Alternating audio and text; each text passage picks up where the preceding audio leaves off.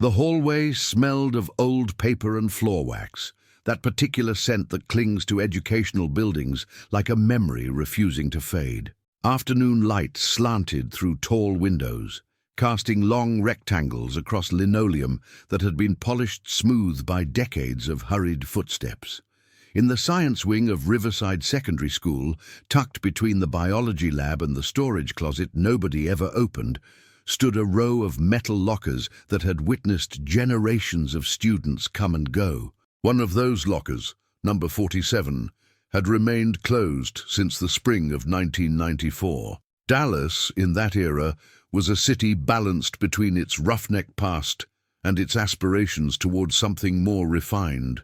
The downtown skyline reached upward with glass and steel ambition, while neighborhoods on the outskirts still held onto their slower rhythms, their front porches and corner diners. Riverside Secondary sat in one of those in-between zones, serving families who had lived there for generations alongside newcomers drawn by affordable housing and decent schools. It was the kind of place where everyone knew the crossing guard by name, and the annual spring carnival drew crowds from 3 zip codes over. Clayton Merrick taught chemistry there. He had arrived 6 years earlier in 1988, fresh from graduate work at a university out west, his dissertation on organic synthesis earning him quiet respect among the small community of educators who understood such things. He was 31 when he started, young enough to connect with students, but serious enough to command their attention. He wore button-down shirts with the sleeves rolled to his elbows, kept his dark hair neatly trimmed, and had a habit of removing his glasses when he wanted to make a point, holding them by one stem while he spoke about molecular bonds or reaction rates with an intensity that made even indifferent teenagers pay attention. Those who knew Clayton described him as reserved but not unfriendly, the sort of man who would offer help if asked, but rarely inserted himself into social situations. He arrived early most mornings, often before the custodial staff, and could be found in his classroom preparing demonstrations or grading papers long after other teachers had gone home. He lived alone in a modest apartment on Bellwood Street, drove a practical sedan that he washed every Sunday, and belonged to no clubs or organizations anyone could name. His life seemed to exist primarily within the walls of Riverside Secondary, and he appeared content with that arrangement. Students had mixed feelings about him, as students do about any teacher who demands genuine effort. Some found his classes challenging in a way that felt rewarding, leaving with a sense they had actually learned something substantial. Others considered him too demanding, too unwilling to accept excuses or inflate grades. But even those who struggled in his class rarely questioned his fairness. He applied the same standards to everyone, offered extra help to those who sought it, and never raised his voice. When he wrote comments on lab reports, they were detailed and constructive, the handwriting small and precise. The spring semester of 1994 began unremarkably. January cold gave way to February drizzle. Then March arrived with that particular quality of light that suggested better weather ahead. Clayton followed his usual routines. His lesson plans remained meticulous, his demonstrations carefully prepared, but those who paid close attention might have noticed subtle changes. He seemed distracted occasionally, staring out the window during his planning period. Once or twice, he forgot to return graded assignments when promised. A student asked him a question after class one afternoon and had to repeat it because he had not been listening. In early April, another teacher, Margaret Holloway, who taught English across the hall, mentioned to the principal that Clayton had seemed unusually tired. She had encountered him in the faculty lounge one morning and noticed dark circles under his eyes, a certain heaviness in his movements. When she asked if everything was all right, he assured her it was, offered a brief smile, and changed the subject to an upcoming school assembly. Margaret, who had taught at Riverside for 15 years and had learned to read the unspoken concerns of her colleagues, was not entirely convinced, but felt she had no grounds to press further. The last confirmed sighting of Clayton Merrick, occurred on a Thursday afternoon, April 21st, 1994. The school day had ended, students dispersing in their usual chaos of conversation and slammed locker doors. Several people saw Clayton in the hallway of the science wing around 3:30. He was carrying a dark canvas bag, the kind with a shoulder strap that might hold books or gym clothes. A sophomore named Derek Pemberton, who had failed to turn in a lab report and was hoping to catch Clayton before he left, saw him stop at locker number 47. Derek watched from the end of the hallway as Clayton opened the locker using a key. The locker was not assigned to any student that semester. It had been used for storage before, sometimes holding extra textbooks or outdated lab equipment waiting to be discarded. Clayton placed the canvas bag inside, closed the locker door, and secured it with a padlock. He stood there for a moment, one hand resting on the metal surface, his head slightly bowed, as if gathering himself for something. Then he turned and walked toward the exit at the far end of the building. Derek called out to him, but Clayton either did not hear or chose not to respond. The sophomore considered following, but decided his missing lab report could wait until Monday. He left through the main entrance, thinking nothing more of the encounter.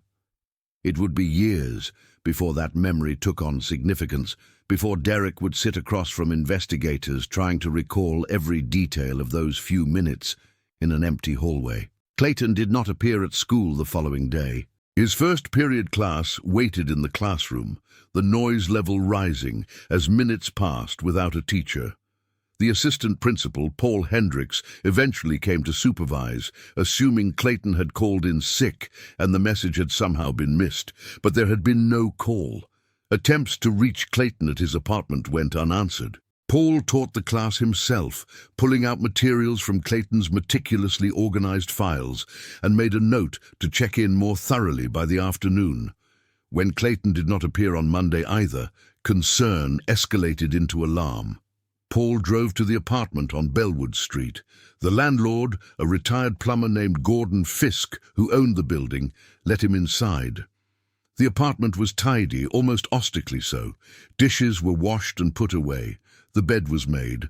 Mail sat in a neat stack on the kitchen counter, nothing urgent visible. Clothes hung in the closet in organized rows. There was no note, no sign of disturbance, no indication of where Clayton might have gone or why. It was as if he had simply stepped out and never returned. The police were notified. Missing person protocols began. Officers interviewed neighbors who reported nothing unusual. They spoke with fellow teachers who could offer no explanation. Clayton had no family in Dallas, no emergency contacts beyond a sister who lived somewhere on the East Coast and had not spoken with him in months. When contacted, she expressed surprise and concern, but could provide no useful information. They had never been particularly close, she explained, their relationship cordial but distant. Investigators searched Clayton's apartment more thoroughly. They found financial records that showed no irregularities, a checkbook balanced to the penny, credit cards used sparingly and paid promptly. His car remained parked in its assigned spot. His bank accounts showed no unusual withdrawals. Everything suggested a man who had been living a stable, orderly life until the moment he vanished. The only oddity was what they did not find: any personal papers, journals, or correspondence that might reveal his inner life. It was as if Clayton Merrick had existed entirely on the surface, leaving no record of his thoughts or feelings. The investigation into his disappearance followed standard procedures but led nowhere. With no evidence of foul play, no suggestion of voluntary departure, and no body, the case simply hung in suspension. Days became weeks. The school hired a substitute teacher to finish the semester. Clayton's belongings were boxed and placed in storage. His lease expired and the apartment was rented to someone else. Slowly, inevitably, life at Riverside Secondary moved forward. Students graduated. New students arrived. The story of the chemistry teacher who vanished became a piece of school lore, mentioned occasionally by older staff members, but largely forgotten by those who had not been there. Locker 47 remained closed. In the confusion following Clayton's disappearance, no one thought to check it. Derek Pemberton, the student who had seen Clayton place something inside, did not come forward with that information. He was a teenager, worried about his grades and his social life, and it did not occur to him that a teacher putting something in a locker might be significant. By the time investigators might have found it relevant, Derek had finished his sophomore year and moved on to other concerns. The memory sat in the back of his mind, unexamined. The locker itself became invisible through familiarity. Custodians cleaned around it. Students passed it thousands of times. But it was locked, it was not assigned, and in the daily chaos of a functioning school, no one questioned its status. School property often falls into administrative limbo, items forgotten or overlooked, simply because everyone assumes someone else is handling it. Locker 47 became one of those overlooked spaces, present but unseen. Years accumulated. Teachers retired. Administrators moved on to other districts. The student population turned over completely, then turned over again. The events of April 1994 receded into the past, remembered by fewer and fewer people. Dallas continued to grow and change around Riverside Secondary. Neighborhoods transformed, technology advanced. The world of smartphones and social media would have been unrecognizable to someone from that earlier era. But the school building remained largely unchanged, its hallways and classrooms witnessing each generation of students, its walls absorbing their noise and energy, and then releasing them into whatever futures awaited. Derek Pemberton grew up. He graduated from Riverside in 1996, attended college, started a career in accounting, married, had children.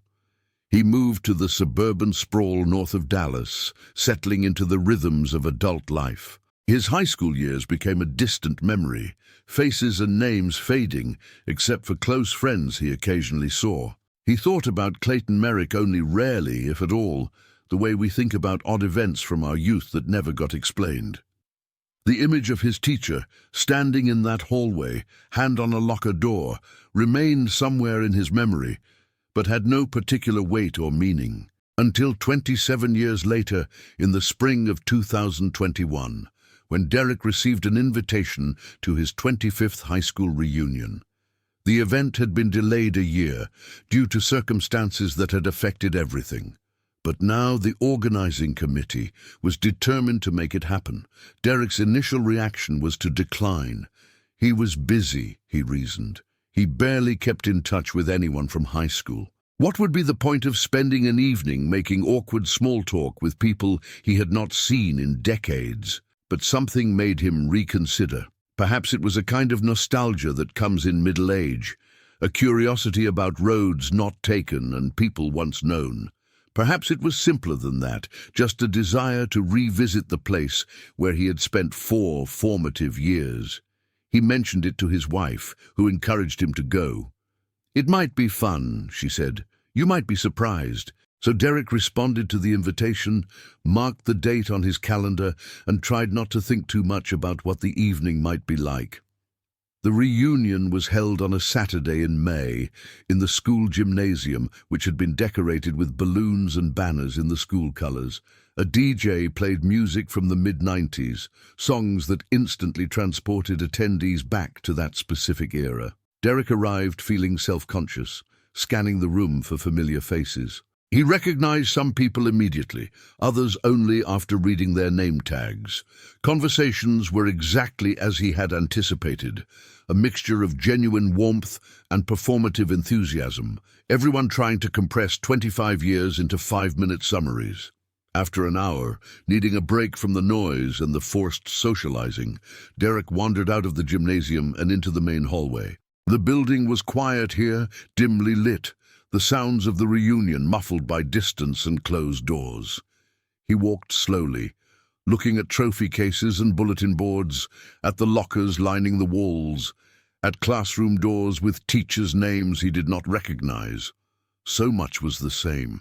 The smell, the feel of the space, the way sound echoed. but it was also profoundly different, like visiting a place from a dream. He found himself in the science wing without quite intending to. His feet had carried him there, following some half-remembered route. He located the classroom where he had taken chemistry, peered through the small window in the door. The room was dark, but he could make out the lab tables, the demonstration desk at the front, the periodic table on the wall. For a moment he was 15 again, worried about grades, half listening to explanations of covalent bonds, while thinking about whatever teenage concerns had consumed him then. And that was when the memory surfaced with unexpected clarity. Clayton Merrick standing at a locker, the canvas bag, the padlock. Derek stood very still in the empty hallway as the image played in his mind with a vividness that surprised him. He had not thought about that afternoon in years, but now it returned complete and detailed, as if his brain had been storing it carefully all this time, waiting for the right moment to present it. He walked slowly down the hallway, trying to remember exactly where he had been standing, where Clayton had been. The lockers all looked identical, but Derek found himself stopping in front of one that felt right. Number 47. He stared at it. This unremarkable rectangle of painted metal. A padlock hung from the latch, old and slightly rusted. Derek reached out and touched it, feeling the cold metal under his fingers, and wondered if it could possibly be the same lock from 27 years ago. The decision formed in Derek's mind with surprising speed. He could walk back to the gymnasium, rejoin the reunion, let this memory fade again into the background of his consciousness.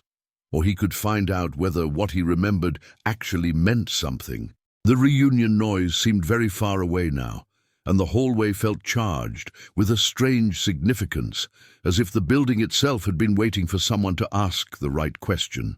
Derek returned to the gymnasium and located James Chen, who had been on the reunion organizing committee and still lived in the neighborhood. James was talking with a small group near the refreshment table, but Derek pulled him aside and explained what he had remembered.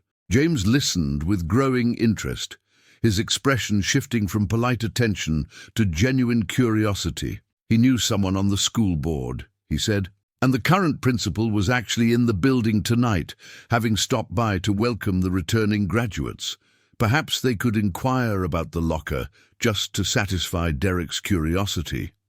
The principal, a woman named Dr. Linda Vasquez, who had been at Riverside for 8 years, was initially hesitant. School property was school property, and she could not simply open lockers because someone had a memory from decades ago. But Derek's earnestness, combined with James's gentle persuasion and the unusual circumstances, gradually wore down her resistance. She made them wait while she called the district security office to verify protocols.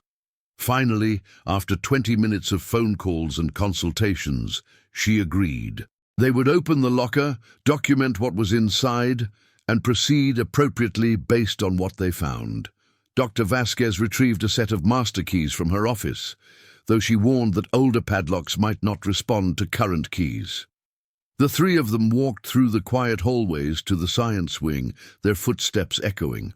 When they reached locker 47, Dr. Vasquez tried several keys without success. The padlock was indeed old, its mechanism likely corroded. She made another call, this time to the night custodian, who was working in another part of the building. 20 minutes later he arrived with bolt cutters. The padlock broke with a sharp crack that seemed too loud in the empty hallway. Dr. Vasquez opened the locker door carefully, as if expecting something might fall out. The interior was dim, but a dark canvas bag sat at the bottom, exactly where Derek remembered seeing Clayton place it 27 years earlier. The bag was dusty, but intact. Dr. Vasquez photographed it with her phone before carefully removing it. The fabric felt stiff in her hands as she set it on the floor and slowly unzipped it. Inside were notebooks, dozens of them spiral-bound, with dates written on the covers in small, precise handwriting. The earliest was dated January 1992, more than 2 years before Clayton's disappearance. The most recent was from April 20th, 1994, the day before he vanished. Dr. Vasquez opened one carefully. The pages were filled with writing, dense paragraphs in the same neat script. She read a few lines and then looked up at Derek and James with an expression that combined surprise and concern. These were journals. Not lesson plans or chemistry notes, but personal writings that detailed Clayton's thoughts, observations, and increasingly troubled state of mind.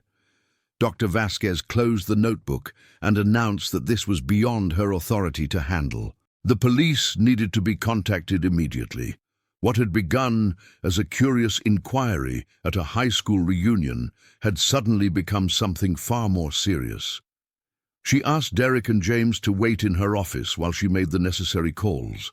The Dallas Police Department responded with appropriate caution. A case that had been cold for 27 years was being reopened based on journals hidden in a school locker. Officers arrived within an hour, including a detective named Rita Morales, who specialized in cold cases. She had not been on the force in 1994, but she was familiar with unsolved missing person cases and understood their weight. She interviewed Derek carefully, documenting his original memory and the circumstances that had led to tonight's discovery. She bagged the journals as evidence and secured the locker as a potential crime scene, though she acknowledged that 27 years and thousands of people passing through made forensic analysis unlikely to yield much. The journals were transported to the department and logged into evidence. The following Monday, Detective Morales began the careful work of reading through them. What she found painted a portrait of a man who had been struggling far more than anyone around him had realized. The early entries were mundane, observations about teaching, notes about students, reflections on daily life. But as time progressed, a darkness crept into the writing. Clayton described feelings of overwhelming pressure, though the source remained vague. He wrote about insomnia, about lying awake for hours, replaying conversations and decisions. He mentioned sensing that something was wrong, but being unable to identify what. In entries from late 1993, Clayton began writing about the past.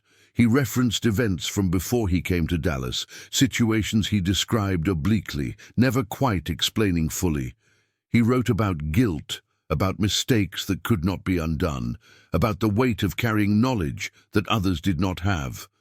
The writing became more fragmented, thoughts interrupted mid-sentence, pages where the handwriting deteriorated into barely legible scrawl.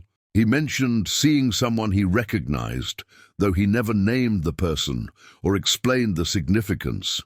That entry, dated March 1994, marked a shift toward deeper anxiety in the subsequent pages. The final entries, from April 1994, conveyed a man who had made some kind of decision. The frantic quality of earlier pages gave way to a strange calm. Clayton wrote that he had tried to outrun certain truths, but had failed. He expressed regret about students he would not see graduate, lessons he would not teach. He wrote that he hoped these journals might help people understand, though he acknowledged they raised more questions than they answered. The last entry, dated April 20th, was brief. "Tomorrow I will do what needs to be done. I am not brave enough to face what is coming, but I am too tired to keep running. To anyone who finds this, I am sorry for the mystery I am leaving behind. Some puzzles have no good solutions." Detective Morales read those final words multiple times, trying to extract meaning from their carefully chosen ambiguity. The journals suggested someone planning to disappear, possibly to harm himself, but they provided no concrete information about where he might have gone or what specifically he feared. She assembled a team to re-examine the original case file. The investigation from 1994 had been competent, but limited by the technology and resources of that era. Perhaps modern methods could illuminate what had been missed. The old case file was thick with reports that had led nowhere. Officers had interviewed over 60 people in the months following Clayton's disappearance. They had searched his apartment, his classroom, his car. They had examined his financial records, his phone logs, his professional history. The background check had revealed nothing alarming. His teaching credentials were legitimate, his academic record strong. Before Dallas, he had taught for 2 years at a private school in New Mexico. That school's administrators, when contacted in 1994, had reported that Clayton left on good terms to pursue what he described as a better opportunity. Detective Morales decided to dig deeper into Clayton's history before Dallas. The private school in New Mexico had closed in 2003, its records absorbed into a larger district. She spent days tracking down former administrators and teachers from that era. Most remembered Clayton vaguely as a competent but unremarkable colleague.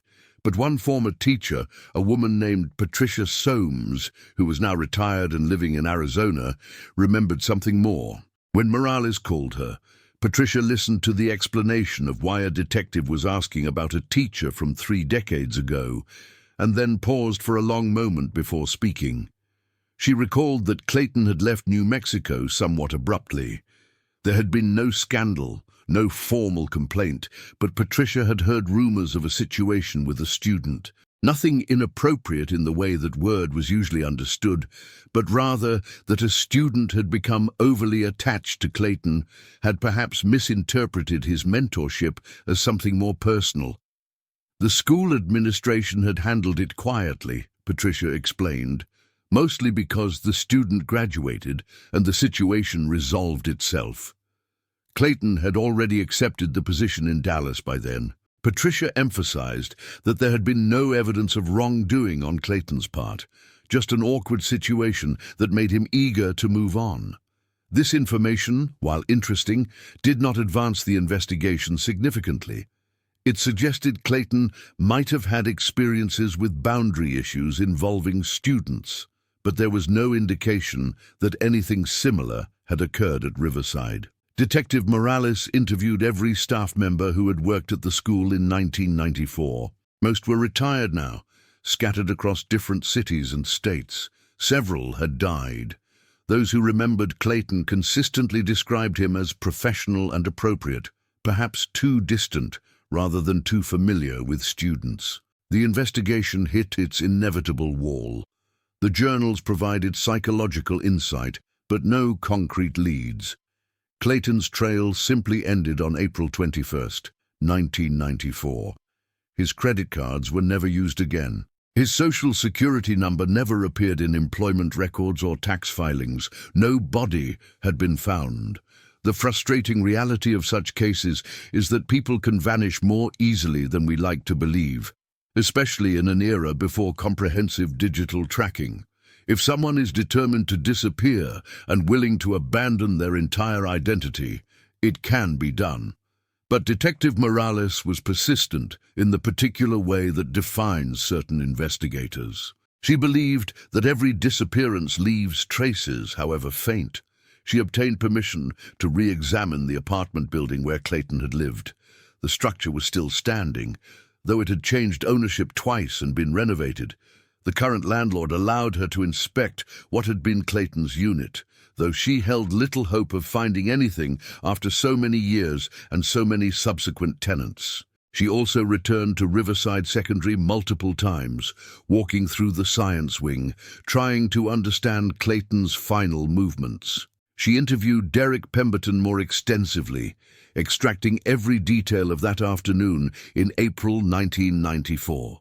Derek proved to be a careful observer, remembering small things like the fact that Clayton had been wearing a dark blue shirt and had looked tired. He also remembered, when pressed, that Clayton had stood at the locker for perhaps 30 seconds after placing the bag inside, just standing there, as if gathering courage or saying goodbye. The case received media attention once news of the journals leaked. Local television stations ran segments about the mysterious chemistry teacher who had vanished and left behind cryptic writings. The story had all the elements that capture public imagination: an unsolved disappearance, hidden evidence, questions about what someone might have been running from. Tips began coming in, as they always do when a cold case gains attention. Most were well-meaning but useless, people who thought they had seen someone resembling Clayton's decades-old photograph in various cities around the country. One tip, however, proved more substantial. A woman named Elaine Merrick contacted the police department after seeing the news coverage. She identified herself as Clayton's sister, the one who had been contacted briefly in 1994, but had provided little information at the time. Now, 27 years later, and having recently retired, she'd been thinking more about her estranged brother and felt guilty about her earlier lack of engagement. She told Detective Morales that she and Clayton had grown apart after their parents died in a car accident when Clayton was in college. The tragedy had affected them differently. She had coped by surrounding herself with friends and eventually starting her own family. Clayton had withdrawn, becoming increasingly self-contained and difficult to reach emotionally. Elaine revealed something she had not mentioned in 1994 because it had seemed irrelevant. Several years before Clayton moved to Dallas, he had contacted her in an uncharacteristically emotional state. He never explained fully, but he mentioned feeling responsible for something that had gone wrong, something involving someone getting hurt. She had assumed he was being dramatic about some minor professional mistake. Clayton had always been prone to taking things too seriously, to holding himself to impossible standards. She had offered generic reassurance, and they had ended the call. She never learned what specifically had troubled him, and he never brought it up again. This revelation sent the investigation in a new direction. Detective Morales worked with colleagues in New Mexico to examine any incidents at the private school during Clayton's tenure there. Records from that era were incomplete, but they eventually located a news article from February 1987. A student at the school, a senior named Michael Brennan, had been injured in what was described as a chemistry lab accident. The details were sparse, but the article mentioned that proper safety protocols had not been followed during an unsupervised experiment. Michael had recovered, but sustained burns that required hospitalization. The school had conducted an internal review and implemented new safety procedures. Further investigation revealed that Clayton Merrick had been Michael's chemistry teacher. The internal review had not assigned blame to any specific individual, but it noted that students should never have had access to certain chemicals without direct supervision. Reading between the lines of the carefully worded report, it appeared that Clayton might have left materials accessible that should have been secured, allowing students to attempt experiments beyond their skill level. The incident had been treated as a systems failure rather than personal negligence, and no charges were filed. But for someone of Clayton's personality, someone who held himself to rigid standards and struggled with the weight of his responsibilities, such an incident could have been devastating. Detective Morales located Michael Brennan, now in his early 50s and working as an architect in Colorado. He remembered the accident clearly, though he emphasized that he had never blamed Clayton. Michael explained that he and two friends had stayed after school to work on a project for a science competition. They had found chemicals that should have been locked away, but were not. In their teenage confidence, they attempted a synthesis procedure far beyond their abilities. The resulting reaction had burned Michael's hands and forearms. He had spent 2 weeks in the hospital and underwent skin grafts. The scars were still visible, though faded. Michael expressed genuine sadness when told about Clayton's disappearance. He remembered his teacher as someone who took the accident harder than anyone else involved. Clayton had visited him in the hospital, apologizing repeatedly with an intensity that made Michael uncomfortable. Even as a teenager, Michael had sensed that Clayton was carrying the guilt beyond reasonable proportion. The teacher had seemed almost desperate for forgiveness, unable to accept Michael's insistence that it had been the student's own fault for acting recklessly. Michael had recovered, finished school, and moved on with his life. He had assumed Clayton had done the same. This information reframed the journals in Detective Morales's mind. The vague references to mistakes and guilt now had context. Clayton had spent years haunted by an accident that he believed was his fault. unable to forgive himself despite the fact that others had moved past it. The pressure he described in the journals, the sense of being unable to escape his past, made more sense now, but it still did not explain his disappearance or the cryptic comment about seeing someone he recognized in March of 1994. The detective returned to the journals with this new understanding, reading them again for details she might have missed. One entry from late March caught her attention on the second reading. Clayton had written about seeing him at a grocery store, recognizing the face despite the years that had passed. The entry's anxiety suggested this was not a welcome encounter. Clayton wrote that he had left the store quickly, hoping he had not been noticed. He described feeling that his carefully constructed distance from the past was collapsing, that he could not remain in Dallas if he lived here now.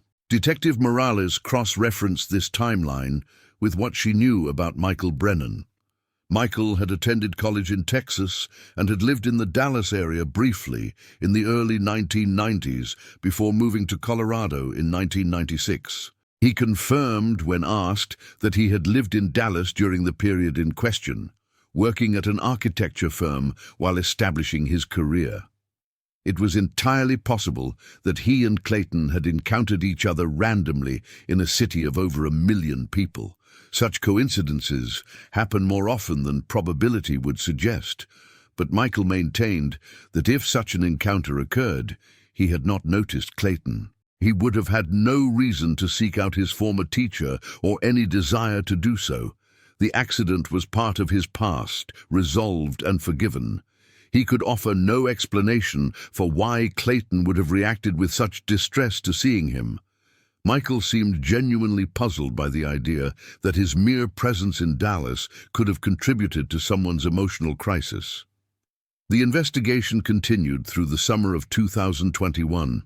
Detective Morales pursued every possible lead, contacted everyone who had known Clayton, examined and re-examined the evidence.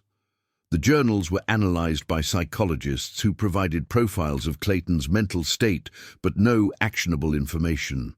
The case received periodic media updates, each story generating a new wave of tips that mostly led nowhere. Derek Pemberton gave several interviews, describing his memory of that afternoon and his decision to investigate the locker at the reunion. He had become, through no choice of his own, a central figure in the story. By autumn, the investigation had exhausted its most promising leads. Detective Morales faced the reality that they might never know what happened to Clayton Merrick. The journals provided psychological insight, but no conclusion. The accident in New Mexico offered context for his guilt, but did not explain his disappearance. The case remained open but inactive, another file in the cold case archives, another mystery that refused to yield its secrets. Then, in October, road construction on the outskirts of Dallas led to an unexpected discovery. Workers excavating for a new highway expansion unearthed human remains in an area that had been undeveloped land in the 1990s. The bones were incomplete, scattered by time and animal activity, but enough remained for forensic analysis. Standard protocol required comparing the remains against missing person databases. The medical examiner's office ran DNA analysis on the bones and found a match. The remains belonged to Clayton Merrick. The location was approximately 15 miles from Riverside Secondary, in what had been a remote area of scrub brush and undeveloped property in 1994. It was now surrounded by suburban development, shopping centers, and residential neighborhoods built over the intervening decades. The forensic examination revealed no signs of trauma to the bones, no evidence of violence.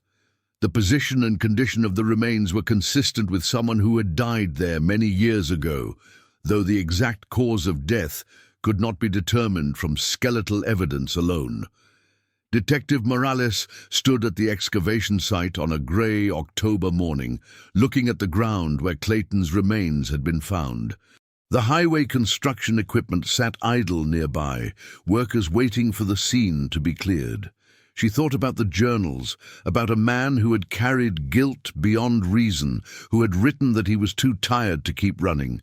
She thought about students who had known him as a demanding but fair teacher, about the careful way he had organized his classroom, about the dark canvas bag hidden in a locker for 27 years. The final report would conclude that Clayton Merrick had taken his own life in April of 1994, traveling to this remote location to do what he had described in his final journal entry as what needs to be done. He had left the journals behind as the only explanation he could offer, knowing they would raise questions, but hoping they might provide some understanding. The case would be officially closed, classified as a death by suicide, the mystery resolved in the sad and quiet way that so many such mysteries end. But certain questions would remain unanswered. Why that specific location? Had he chosen it randomly, or did it hold some significance? Had anyone helped him, or did he make the journey alone? And most hauntingly, could anyone have prevented this outcome if they had recognized his distress and known how to reach someone so determined to remain unreachable? The journals offered no answers to these questions, and the remains held no further secrets. Derek Pemberton learned of the discovery through the news like everyone else. He felt a strange mix of relief and sadness. Relief that the question had been answered, that Clayton's disappearance finally had an explanation. Sadness for a life that had ended alone in an empty field, for a man who had been unable to forgive himself for an accident that others had long since moved past. Derek thought about being 15 years old, watching his teacher stand at a locker, having no idea that he was witnessing one of the last acts of a man saying goodbye to the only life he had known. At Riverside Secondary, Dr. Vasquez held a small memorial service for Clayton, inviting former students and colleagues to share memories. The turnout was modest but sincere. People who had not thought about him in years found themselves moved by the story's resolution. Several former students spoke about lessons they remembered, concepts he had taught them that had stayed relevant through their lives. Margaret Holloway, the English teacher who had worried about him in his final weeks, now elderly and retired, attended and sat quietly in the back, tears visible on her face. The school placed a small plaque in the science wing, a quiet acknowledgement of a teacher who had served there for 6 years and who had ended his own story with such profound loneliness. Locker 47 was finally cleared of its last contents and put back into regular use, assigned to a sophomore who knew nothing of its history. The building continued its function, students passing through its halls, unaware of the story that had unfolded there decades earlier. Their own dramas and concerns consuming their attention, as such things always do. Detective Morales closed her file on the case with the satisfaction of questions answered, but also with the melancholy that comes from understanding how much pain one person can carry silently. She had spent months reconstructing Clayton's final weeks, piecing together his mental state from journal entries and interviews, and in the end she had found a man defeated by his own conscience. No crime had been committed beyond the private crime of self-destruction. No villain existed beyond the merciless judge Clayton had found in himself. The story made headlines briefly, then faded from public attention as stories do. Derek returned to his ordinary life, though he found himself occasionally thinking about memory and chance, about how a random decision to attend a reunion had led to answers that might never have been found otherwise. The canvas bag and journals were preserved in evidence storage, physical remnants of a life that had tried to explain itself through written words, and had succeeded only in showing how much remains unknowable about the interior lives of even those we think we know. In the quiet of late autumn, after the construction resumed and the highway expansion continued, the place where Clayton's remains had lain for nearly 3 decades returned to being just another piece of developed land, indistinguishable from everything around it. The city grew over and past that spot, as cities do, burying history under progress, incorporating sorrow into its foundation without marking or remembering. Only those who had been touched by the story carried it forward, a reminder that some mysteries, when finally solved, leave behind an understanding sadder than the original question. The truth, when it finally arrives, does not always bring the peace we imagine it will. Detective Morales understood this as she sat in her office on a November evening, reviewing the closed case file one final time before archiving it permanently.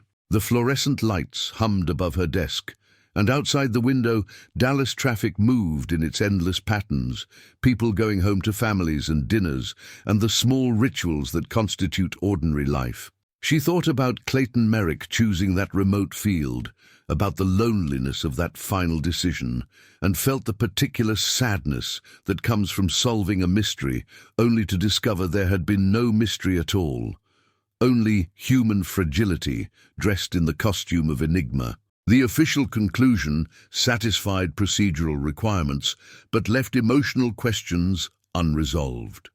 Suicide explained the disappearance, but not the depth of suffering that had led to it. The journals provided context, but not comfort. And so Detective Morales found herself doing something unusual for a case officially closed. She began reaching out to the people whose lives had intersected with Clayton's, not as an investigator gathering evidence, but as someone who believed that understanding might offer a form of closure that facts alone could not provide. Her first call was to Michael Brennan.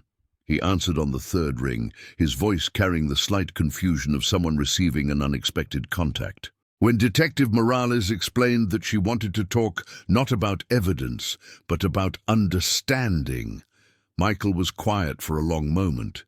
Then he said he would be willing to meet. He happened to be traveling to Dallas the following week for a project consultation. Perhaps they could have coffee.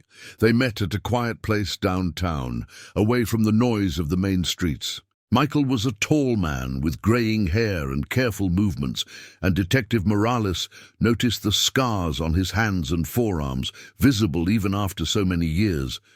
He ordered coffee and sat across from her with an expression of genuine concern. He had been thinking about Clayton constantly since learning of his death, he explained. The knowledge that his former teacher had carried such guilt for so long troubled him deeply. Detective Morales shared what she had learned from the journals, carefully and with respect for Clayton's memory. She explained how the accident in New Mexico had seemed to define Clayton's understanding of himself, how he had never recovered from the belief that he had failed in his responsibility. Michael listened with increasing sadness, shaking his head slowly.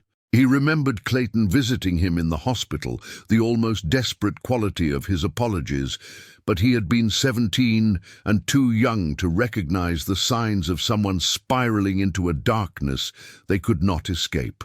Michael asked if there was anything he could have done, and Detective Morales gave him the only honest answer available. "No one can save someone determined to remain unreachable," she said. "Guilt that profound creates its own gravity, pulling everything into its center until no light escapes." Clayton had built his life around maintaining distance from anything that might remind him of his perceived failures, but in doing so he had also isolated himself from anything that might have helped him heal. The accident had not been his fault in any legal or even moral sense, but fault is not always determined by objective truth. Sometimes people choose their own burdens and refuse to set them down no matter who tells them they are free to do so. They talked for over an hour, and when they parted, Michael seemed somewhat lighter, as if sharing the conversation had eased something he had been carrying. He asked Detective Morales to let him know if there was any kind of memorial or service planned. He wanted to attend, to pay his respects to a teacher who had cared enough about his work to be destroyed by a single mistake. Detective Morales promised to keep him informed, and they exchanged contact information with the understanding that some connections, however unexpected, deserve to be maintained. Her next conversation was with Derek Pemberton. She invited him to the police station, not for further questioning, but simply to talk, to close the loop on a case that had started with his memory and ended with answers neither of them had anticipated. Derek arrived on a Saturday afternoon, taking time from his family obligations because he felt he owed it to the story to see it through to whatever conclusion existed. They sat in a small conference room with windows overlooking the parking lot, drinking coffee from paper cups and speaking in the quiet tones people use when discussing the dead. Derek confessed that he felt oddly responsible, as if his decision to investigate the locker had set events in motion that disturbed something that should have remained at rest. Detective Morales assured him that truth has its own momentum, that the discovery would have happened eventually, even if he had never attended that reunion. The construction site would have revealed Clayton's remains regardless, and then the journals would have been found during a more thorough search of the school. Derek had simply accelerated the inevitable, and in doing so had given Clayton's story a witness who cared enough to pursue answers. Derek asked the question that haunted him most. Could anyone have saved Clayton if they had known what was happening? Could a colleague who noticed his fatigue, a friend who pressed beyond his polite deflections, anyone at all have intervened in a way that would have changed the outcome? Detective Morales had asked herself the same question throughout the investigation. Her answer was both honest and insufficient. Perhaps, she said, but also perhaps not. Some people are determined to carry their pain alone, to protect others from the darkness they feel consuming them. Clayton's journals showed a man who believed his suffering was earned, deserved, a kind of penance that would be diminished if shared. That mindset creates a fortress impossible to breach from outside. They discussed how Clayton was being remembered at the school.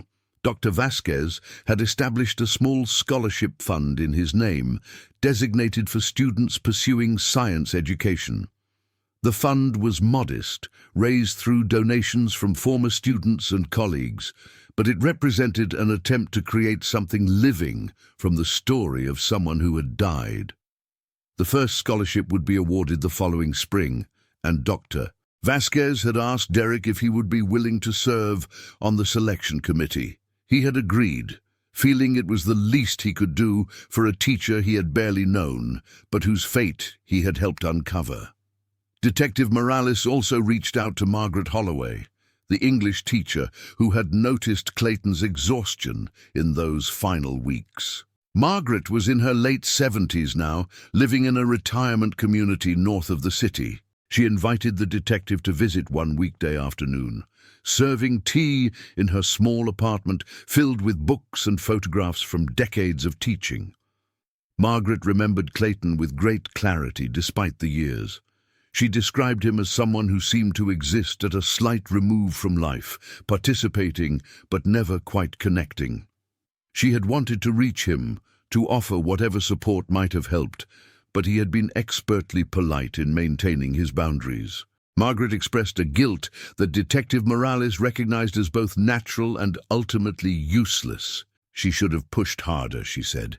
She should have gone to the principal with her concerns, insisted that someone check on him more thoroughly. Detective Morales listened with compassion and then gently challenged these assumptions. You noticed, she said. You asked. You cared. That is all anyone can do for another person who has decided they must face their demons alone. Guilt is not inherited simply because we were present when someone else suffered. We cannot save people from themselves, no matter how much we wish we could. They talked about teaching, about the particular challenges of recognizing when a colleague is struggling versus simply having a difficult period. Margaret had taught for 38 years before retiring, and she had known many teachers who went through dark times.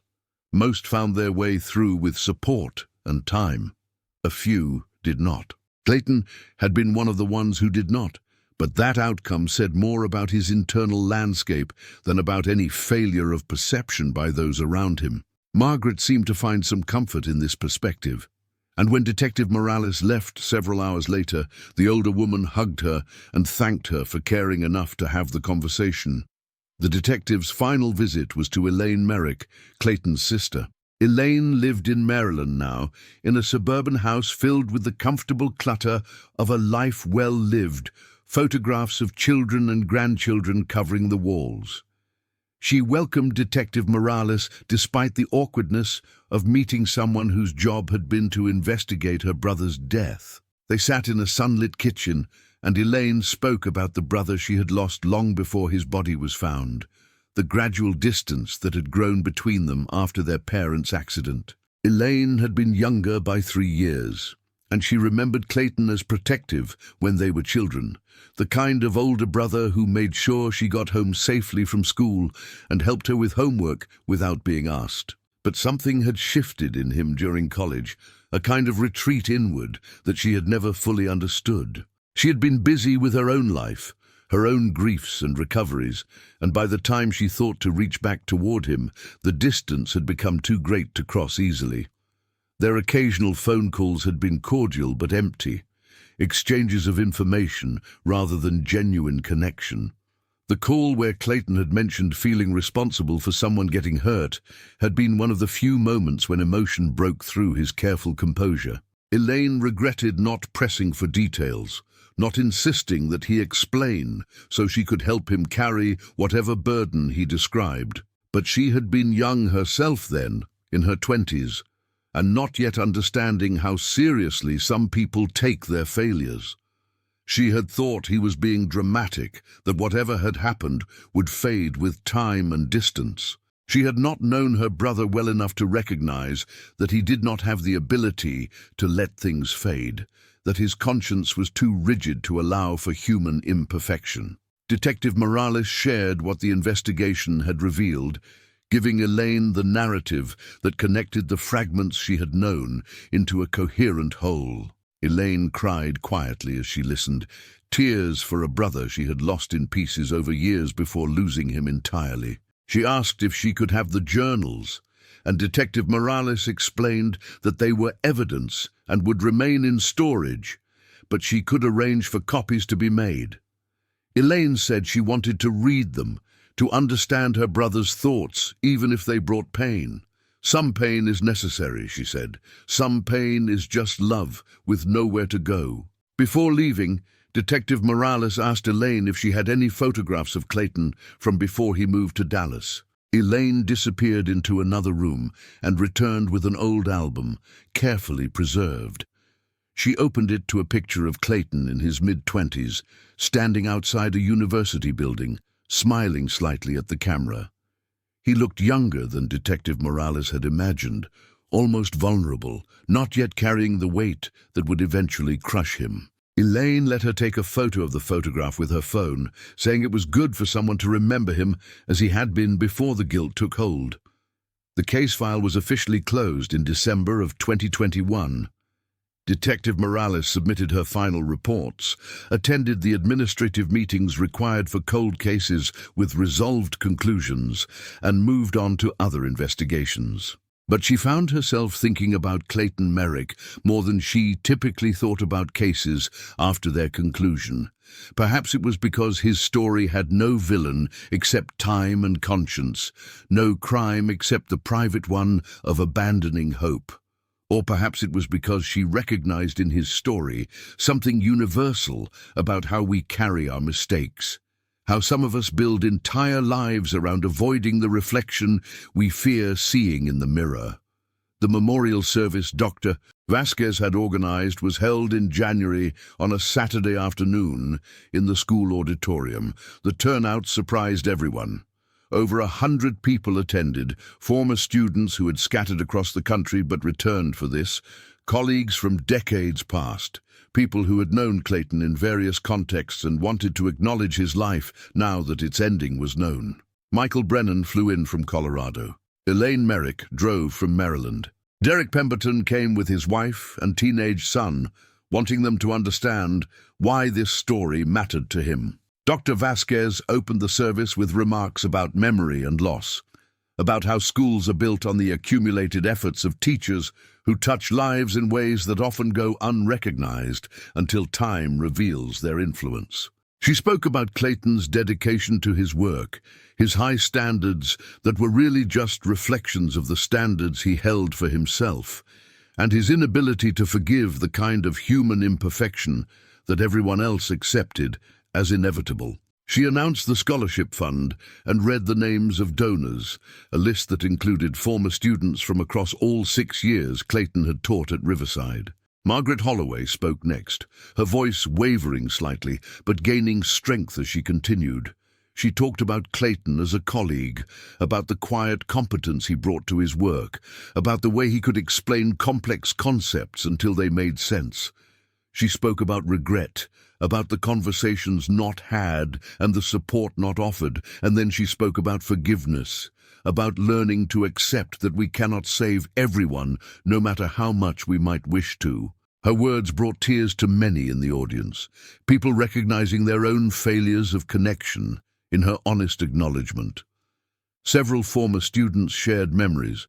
One woman, now a doctor, talked about how Clayton's chemistry class had sparked her interest in medicine, how his insistence on precision and careful observation had shaped her approach to diagnosis. A man who had become a teacher himself spoke about the example Clayton had set for making difficult material accessible, for never giving up on students who struggled. A younger woman, barely out of college, described being terrified of chemistry until Clayton's patient explanations helped her understand, changing her relationship with science and ultimately influencing her career path into environmental work. Michael Brennan spoke last, surprising many who did not know his connection to the story. He explained briefly about the accident in New Mexico, about being Clayton's student and unintentionally becoming the source of guilt that shaped the rest of his teacher's life. His voice was steady, but his hands shook slightly as he described visiting with Detective Morales, learning the depth of responsibility Clayton had felt, understanding too late how much his former teacher had needed to hear that forgiveness was real and complete. Michael talked about carrying his own guilt now, the guilt of not recognizing someone's suffering, but also about the necessity of letting go of guilt that serves no purpose except to diminish life further. He ended by reading a passage from one of Clayton's journals, one that Detective Morales had selected and shared with him. The entry was from early in Clayton's time at Riverside, before the darkness had fully taken hold, and it expressed his hope that teaching might be a form of redemption, that helping students understand the world might balance whatever failures he had accumulated. Michael's voice broke as he read the final lines where Clayton wrote that every student who learned something valuable, who went into the world with knowledge and confidence, was a kind of absolution. The auditorium was completely silent when he finished. After the service, people gathered in small groups, sharing stories and memories, connecting across years and circumstances.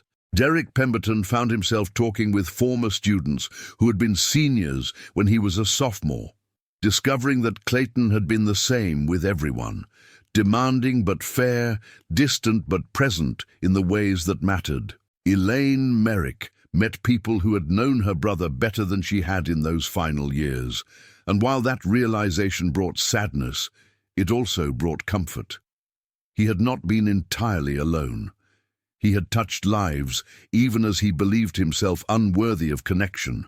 Dr. Vasquez announced that a plaque would be installed in the science wing, not at Locker 47, but outside Clayton's former classroom. The plaque would acknowledge his 6 years of service and include a quote from one of his journals that captured his philosophy of teaching. She had selected a line that read, "To teach is to believe that understanding matters, that knowledge can illuminate darkness, that every mind deserves patient attention." The quote said nothing about guilt or failure, only about the positive aspects of how Clayton had approached his work. It was, she explained, the legacy worth preserving. In the months that followed, life at Riverside Secondary continued its eternal rhythm. Spring brought warmer weather and the annual chaos of end-of-year activities. The scholarship in Clayton's name was awarded to a senior girl planning to study chemistry in college. She accepted it at an assembly, and Dr. Vasquez read a brief biography of Clayton, focusing on his dedication and his belief in the importance of science education. The students in the auditorium listened politely, most of them unaware of the full story. knowing only that a former teacher was being honored. Derek Pemberton attended the assembly, sitting in the back row and remembering his own time as a student in these same seats. He thought about memory and chance, about how a random decision to investigate a half-forgotten image had led to answers and closure for so many people. He thought about his own children, about the teachers who would influence them, about the invisible struggles people carry that never get acknowledged until it is too late. The experience had changed something in him, made him more aware of the weight others might be bearing silently. Detective Morales moved on to other cases, but she kept a photograph on her desk, the one of young Clayton standing outside the university building, smiling slightly at the camera. It served as a reminder of something she needed to remember in her work, that every case file represented someone who had once been young and hopeful, someone whose story deserved to be told completely, even when its ending brought sadness. She occasionally received calls from people connected to the case, Elaine checking in, or Michael sharing an update about his life. These conversations were brief but meaningful, connections maintained because some stories create unexpected bonds between strangers. The highway where Clayton's remains had been discovered was completed on schedule. Traffic flowed over and past that spot without anyone knowing what had been found there, without marking or memory, except in the minds of those who had been part of the investigation. The city grew and changed as cities do, building over its past while carrying history in layers, visible only to those who know where to look and what to see. On the anniversary of Clayton's disappearance, April 21st, Dr. Vasquez began a small tradition.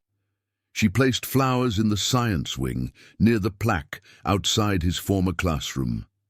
The gesture was quiet and unannounced, witnessed only by early arriving students and custodial staff. But it represented a commitment to remember, to acknowledge that a life had been lived and lost within these walls, to insist that people matter even when their stories end in ways we wish they had not. The journals remained in evidence storage, carefully preserved in a climate-controlled facility alongside thousands of other artifacts from closed cases. Elaine had received her copies and read them slowly, painfully, learning things about her brother she wished she had known when he was alive. She considered writing something about him, a memoir or tribute that might help others understand the dangers of unforgiving self-judgment, but she was not sure she had the strength for such a project. Instead, she began volunteering with a crisis hotline, training to recognize signs of depression and despair, learning to reach people who might be standing where her brother had stood, looking into darkness and seeing no other path. Years would pass. The students who remembered Clayton as their teacher would age into middle and eventually old age themselves.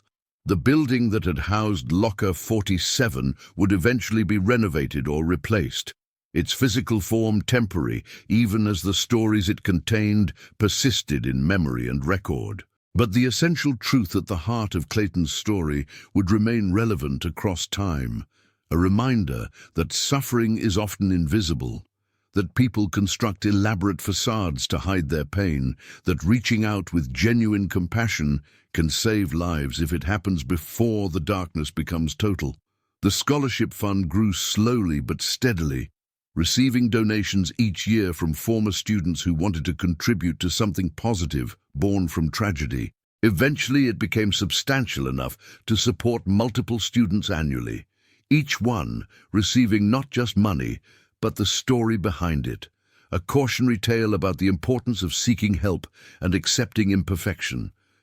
The recipients would graduate and move into their own lives, carrying with them the knowledge that they had been supported by the memory of a teacher who could not save himself, but whose story might save others. On a warm evening in late spring, several years after the case had closed, Derek Pemberton returned to Riverside Secondary for his daughter's choir concert. Walking through the familiar hallways before the performance, he paused at the plaque outside Clayton's former classroom. He read the quote again, the words about teaching and understanding and patient attention. His daughter found him there and asked what he was looking at. Derek explained briefly, telling her about a teacher he barely knew, whose story had become important to him. She listened with the particular attention young people give when they sense their parents are sharing something genuinely meaningful. When he finished, she asked if people had learned anything from what happened, if the sad ending had changed things for the better. Derek considered the question carefully before answering. Some things changed, he said. Some people became more aware, more willing to check on each other, more understanding that everyone carries burdens that remain invisible until tragedy reveals them. But mostly, he said, life continued as it always does, people struggling and coping and occasionally falling through cracks despite everyone's best intentions. The lesson is not that we failed Clayton Merrick, he told his daughter. The lesson is that we must keep trying to reach each other, even knowing we will sometimes fail, because the alternative is to stop trying, and that would be worse than any individual tragedy. They walked together toward the auditorium, the sounds of the concert preparation growing louder, and Derek felt something settle in his chest that had been unsettled since that night at the reunion, when he remembered a teacher standing at a locker, placing a bag inside, saying goodbye to a life he could no longer bear to live. The story had ended, not with answers that brought peace, but with understanding that brought responsibility. Those who knew what happened now carried the obligation to remember and to reach, to notice when others struggled, and to offer connection even when it was refused. That was the legacy Clayton had left. Unintentionally but powerfully, a story that insisted on being told so that others might recognize themselves in its reflection and choose differently. The auditorium filled with parents and families, the ordinary crowd of people supporting children in their small triumphs. The concert began with cheerful music, voices blending in harmonies that filled the space with sound and life. And somewhere in the midst of all that noise and energy and human connection, the story of Clayton Merrick became what it needed to be. Not a mystery solved, but a lesson learned. Not an ending, but a beginning. A reminder that we are fragile and flawed and desperately in need of each other. And that truth, however painful, is always better than the alternative of silence and secrets. The music played on, and life, in all its complicated beauty and sorrow, continued forward into whatever futures awaited, carrying memory like light, carried in careful hands through darkness, illuminating what needed to be seen so that others might find their way home.